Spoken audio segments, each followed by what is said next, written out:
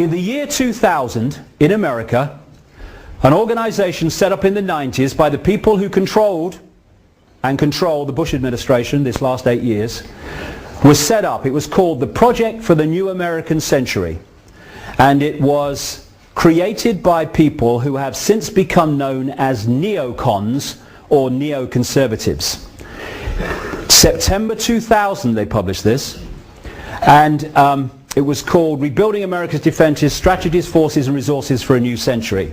This is what it said. I'll come to that. These are three main people who were in the creation of the Project for the New American Century. Dick Cheney, Vice President, more power than the President. Donald Rumsfeld, Defense Secretary at the time of 9/11 and the invasion of Iraq. Paul Wolfowitz, Defense Deputy Secretary at the same time. These are some of the other neocons. Michael Ledeen connects into the fascist network in Italy, an associate of a guy called Licio Gelli, who ran the P2 Freemasonry Lodge that was behind the Vatican Bank scandal that led to a guy called Roberto Calvi being hung under a London Bridge over the Thames. Richard Pearl, one of the major architects acknowledged in the mainstream media of the invasion of Iraq and the war on terror. John Bolton, ditto. Douglas Feith, ditto. Jeb Bush, brother of the President. William Crystal, editor of the Murdoch Weekly Standard, a neocon paper in Washington, and one of the major advocates in the media of the invasion of Iraq and the war on terror. This is what it said, that document, September 2000. It called for American armed forces, it called the American armed forces the cavalry on the new American frontier. It said that key allies like the United Kingdom are the most effective and efficient means of exercising American global leadership. That's not happened, has it? The United States has for decades sought to play a more permanent role in Gulf regional security, brackets control. While the unresolved conflict with Iraq provides the immediate justification, the need for a substantial American force presence in the Gulf transcends the issue of the regime of Saddam Hussein. It was an excuse to get in there. They ain't coming out. No intention, as I said from the start.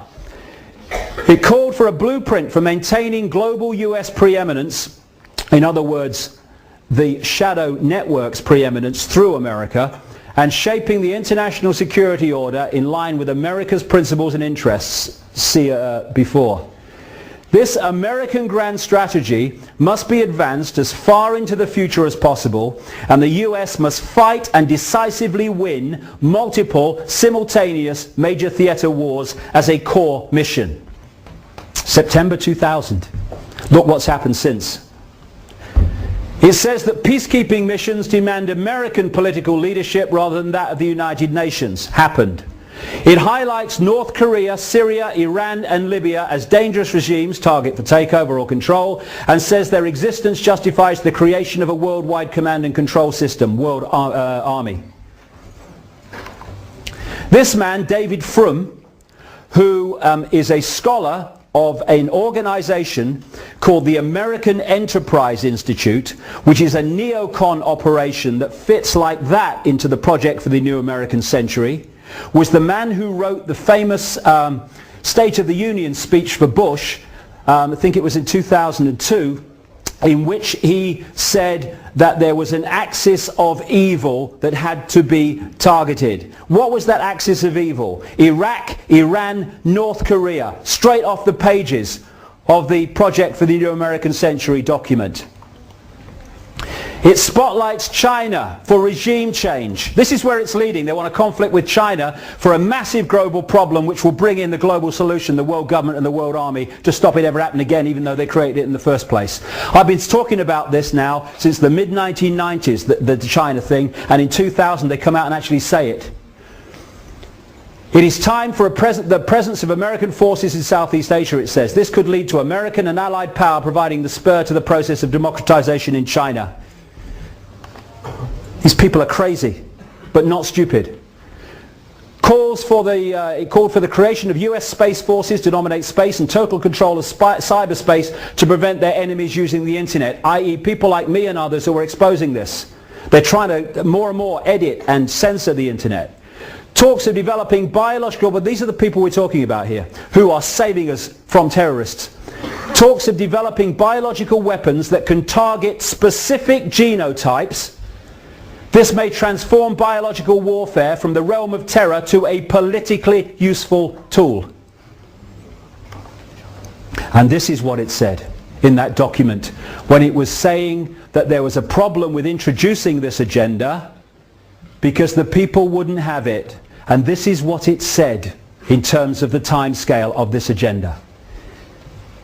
The process of transformation is likely to be a long one, absent some catastrophic and catalyzing event like a new Pearl Harbor. Let's have that again. This process of transformation is likely to be a long one, absent some catastrophic and catalyzing event like a new Pearl Harbor. 1 year after that document was published, 9 months after the people that wrote it came to power in the Bush administration, America had what Bush described at the time as our Pearl Harbor. And everything that has happened since 9/11, that has unfolded off the pages of that document quite demonstrably, has been justified by 9/11. Problem, reaction, solution. And no mainstream journalist has even thought of questioning the official version of 9/11. And we are being told by the left in politics, by often the Greens, though not all of them, I'm talking about the hierarchy, that Bush and Blair lied about everything. Beliar, you remember the posters?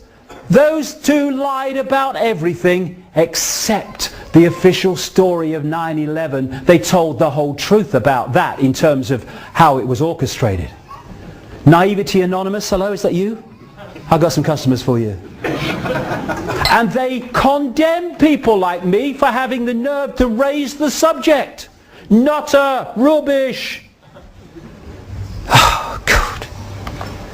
I wrote a book a year, well actually I wrote it immediately after 9/11 and researched it for a year. It came out a year to the month after 9/11. It takes the official story apart. It's a fairy tale. A fairy tale. But it's been justified. It's used to justify this, and that's why it happened. Bullshit. Absolutely. The official story of 9/11 has just left the room. Even academics that rubbished it to start with are saying the official story doesn't make sense. You've got pilot organizations that are saying, pilots against 9/11 and stuff, who are saying there's no way those people who couldn't fly Cessnas could do what they did with those planes. Endless people now. There are engineers organizations against 9/11 who are pointing out that those buildings could never have collapsed as they did because of fire and steel. But no one investigates it. You know, tonight, I think it's at 9 o'clock on BBC Two, we're going to have another farce from the BBC trying to explain why the third building on 9/11, Building 7, collapsed in a mirror of a controlled demolition. And they've taken 7 years and have not yet come up with an explanation for it. And as a result of 9/11, Cheney said it's going to be a long, dirty war against the terrorists.